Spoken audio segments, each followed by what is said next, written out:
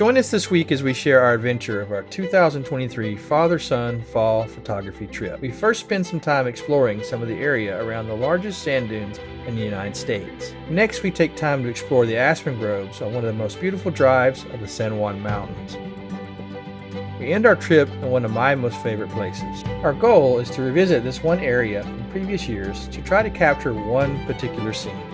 In the past years, I haven't been able to capture it with the right light or more beautiful sky. Fingers crossed, this will be the year.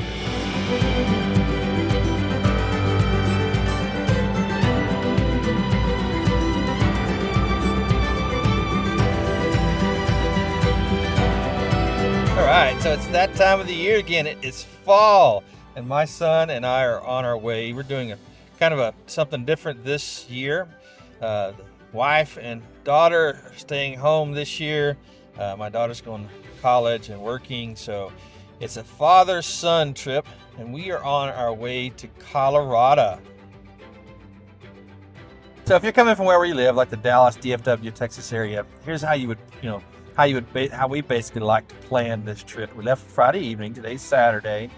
Drive 6 hours. You end up in Amarillo, Texas. Get there about midnight. If you leave like 5, after work on the Friday, in Amarillo, Texas. Stay the night. You get up early in the morning, and then you drive 5 hours to Greater Sand Dunes, Colorado. That you get in the Greater Sand Dunes on a Saturday afternoon, and that gives you that night and that next morning to enjoy the sand dunes at sunrise and sunset, or rather sunset and sunrise.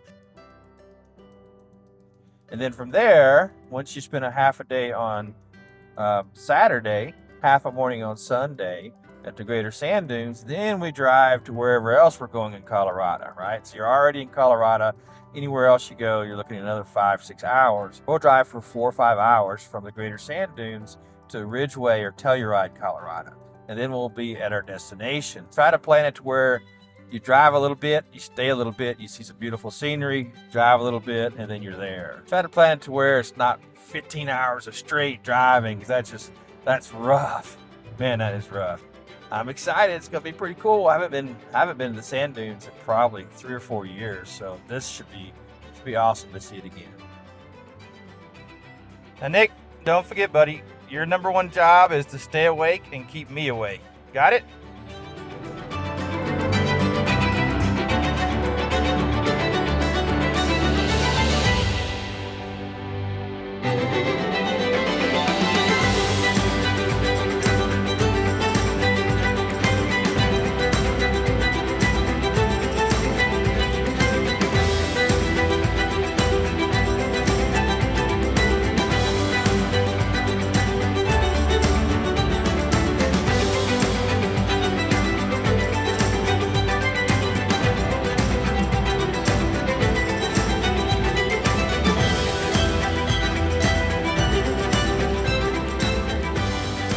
All right, so we made it to the Greater Sand Dunes of Colorado. We decided this time, last time we stayed in an RV park, we had our RV with us. We sold it. This time we decided to stay at the Greater Sand Dunes Lodge. It's a little expensive, about $260, $270 a pop, $270, $260 a night. And let me tell you, you are not paying for luxury. You are definitely not paying for luxury, but hey, it's roomy. It's got a microwave, refrigerator, bed for your expeditions. All you need is a place to sleep, right? It's not too bad. $260 a night. That is kind of high for a place like this, an older place like this. But let me show you what you're really paying for. So definitely not paying for the room. You're paying for this. Check it out. Look at that view. Ooh, that is beautiful. You are paying for location. So the sand dunes are about 5 minutes away. This is the closest place you can stay. There's a lodge, and there's a RV park, and there's cabins. Definitely paying for the location. It's beautiful out here, and it's so close. It saves a lot of time. So we just got here. My son and I are going to unpack, change clothes, and then we're going to head down to the park, hopefully catch sunset.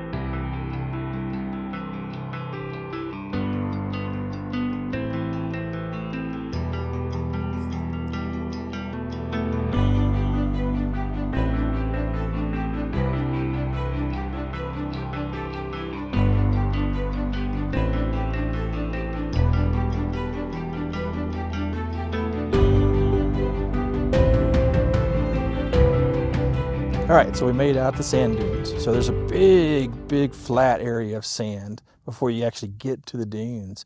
It's like walking through a huge field of snow.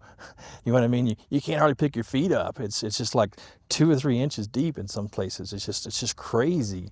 So for somebody like me who's got this extra weight, I'm just too out of shape. I can't hike that far in the sand. I'm just too out of shape. So I decided to go ahead and just stop right on the edge and break out with the 100 to 500 RF lens. So you'll be surprised. I can zoom right up on those dunes with this 100 to 500. It's a great lens. So right now I'm focused on finding some abstract views of the dunes, some with people on the dunes, so you can actually see small people, get an idea how big the dunes are compared to people. So I'm not gonna hike. It's too much on somebody like me. I'm just too out of shape for it. Unfortunately, maybe one day I'll get there. I hope I get there eventually, but yeah, I'm just too out of shape for it. And it's really hard to film out here too, because there's so much sand. It's blowing. It gets all over everything. So I won't be able to film much.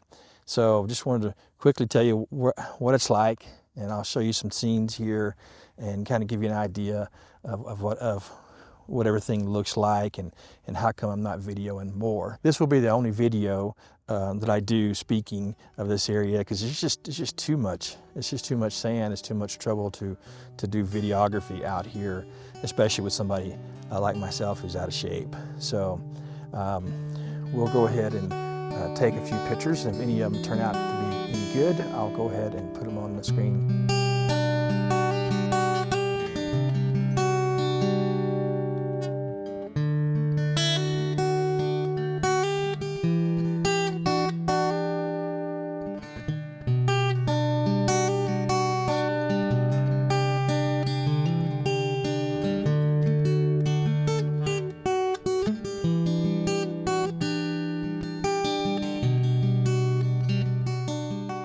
My son and I got up early for a little roadside photography before we started our drive to Ridgway.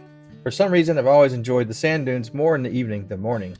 I wasn't happy with the shots I'd taken this morning. The drive from the sand dunes to Ridgway is one beautiful drive. We decided to take it easy and just relax the rest of the day, so we'd be raring to go the next day.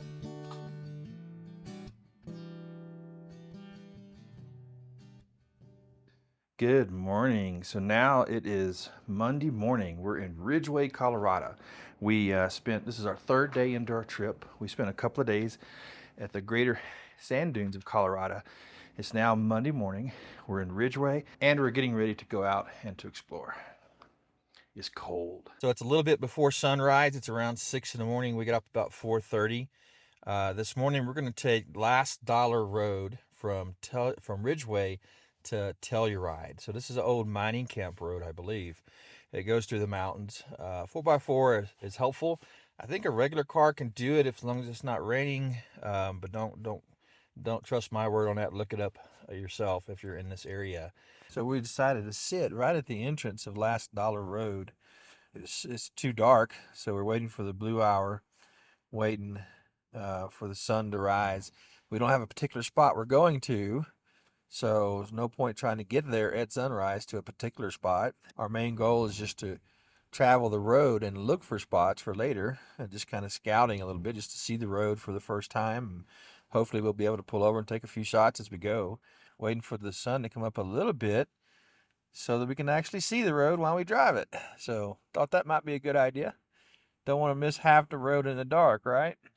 The weather is supposed to be clear blue skies today, so I thought it would be perfect for driving through the forest road and just scouting, right? There are a couple of places here in Ridgway, close to Ridgway, that I know for sure I wanted to photograph, but I didn't want to photograph them on a clear blue sky day. I wanted to basically wait till there were some clouds. So tomorrow, on the next day, it's supposed to be cloudy. So I'm going to go to those 2 different spots in the next couple of days, and we're going to do Last Dollar Road today. Fingers crossed that works out well. You just never know. So we'll see how it goes. So one thing interesting about Last Dollar Road is, and don't quote me, look it up yourself, but I think it was named that because it used to be a mining camp or mining road. And Of course, people live down it. You know, they live out there for weeks or months, and then they're mining gold. And then when they get ready to leave, the last mile, last part of the road went across some fella's property, and he would charge everybody leaving. You had to go across his property. Basically, he's created a toll road. So basically, he would charge everybody leaving. He would charge them $1. So that's pretty cool. I guess if he figured if everybody's going to be up there hunting gold, he ought to get some money out of it. Charge a toll to cross his property. I think my son looked it up, and I think around that time $1 may have been worth $25. I don't know. I have to look it up myself and make sure. That's what it seemed to be. But I think that's why it's called Last Dollar Road. You got to pay your last dollar to get out of there. Pretty neat. So we're driving the road. It's beautiful. Trying to find a good spot to take a picture. We are at our first shot, so it's going to be stop and go, right? And of course, I'm hoping to get some woodland photography, but of course, there's these grand vistas that are just beautiful. You just got to stop and take a picture. Of course, it's not perfect because there's no clouds, unfortunately, but they're still beautiful, still worth taking a shot of. Probably won't be a portfolio picture without, with the clear blue skies and no clouds, but still beautiful. Let me show you real quick what I got, and we're going to take a few shots, and we're going to get back on the road again. So hopefully you can see this well. We have the road down here at the bottom. So I love how we have the curvy road here at the bottom, kind of curves through this scene up to the aspen grove on the left, and then we have the mountain scene in the upper right corner. Just beautiful scene. This scene turned out okay, but the sky is just too plain though. We waited a few minutes to see what the sun would do, and that paid off a good bit, but I believe the sky is still just too plain. I decided at that time that I was coming back. I was going to try to capture this scene at sunrise, and hopefully with a better sky. That's it for this week's video. Come join us in our next video to see if we succeeded our main reason for the trip. We continue to explore Last Dollar Road, and we spend a morning trying to capture the scene that was our main reason for coming. Hopefully the weather and sky will help us succeed.